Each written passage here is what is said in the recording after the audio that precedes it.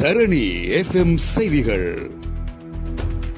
என்னை இந்த அரசாங்கம் புலி என்று அடையாளப்படுத்துகிறது. இப்படி கூறி ஏன் மன உளைச்சலுக்கு என்னை உள்ளாக்குகின்றீர்கள்? என்னை விடுதலை புலியாக கருதினால் என்னை கைது செய்யுங்கள், இல்லையென்றால் சுட்டு வீழ்த்துங்கள் என்று நாடாளுமன்ற உறுப்பினர் ராமநாதன் அர்ஜுனா குறிப்பிட்டுள்ளார். இந்த அரசாங்கம் படுகொலைகளை செய்திருக்கிறது என்றும் அவர் தெரிவித்தார். 1980 ஆண்டுகளில் எவ்வளவு மக்களை இந்த அரசாங்கம் கொலை செய்திருக்கிறது. பல படுகொலைகளை செய்த தரப்பு இது என்றும் முடிந்தால் தன்னையும் கொலை செய்து விடுமாறும் தெரிவித்த அர்ஜுனா, யுத்தத்தின் போது லட்சக்கணக்கான தமது மக்கள் முள்ளிவாய்க்காலில் வைத்து கொலை செய்யப்பட்டிருக்கின்றார்கள் என்பதையும் சுட்டிக்காட்டினார்.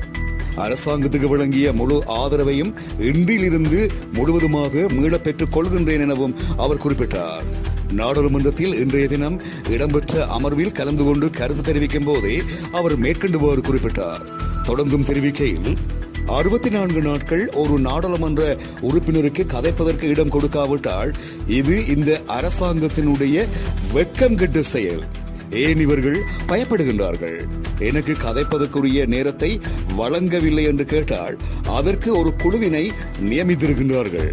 நான் பல நாட்கள் காத்திருந்திருக்கின்றேன். இது எந்த வகையில் நியாயம்?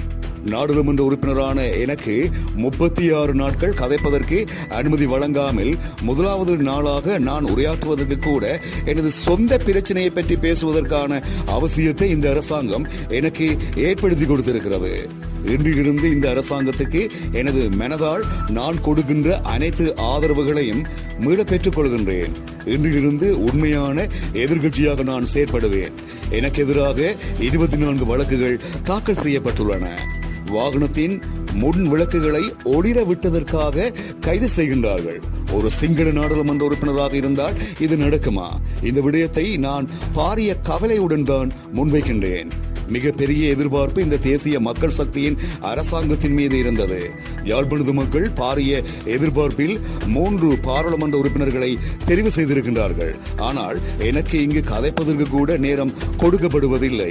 இங்கு தமிழ் சிங்கள மக்கள் ஒன்றாக வாழ வேண்டும் என்றால் உயரிய சபையான நாடாளுமன்றத்தில் உண்மையான விடயங்களை கதைப்பதற்கு நேரம் ஒதுக்கப்பட வேண்டும்.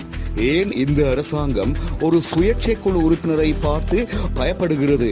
இந்த அரசாங்கத்துக்கு முதுகெலும்பு இருக்கிறதா என்றும் அவர் மேலும் கேள்விகளை கேட்டிருக்கின்றார்.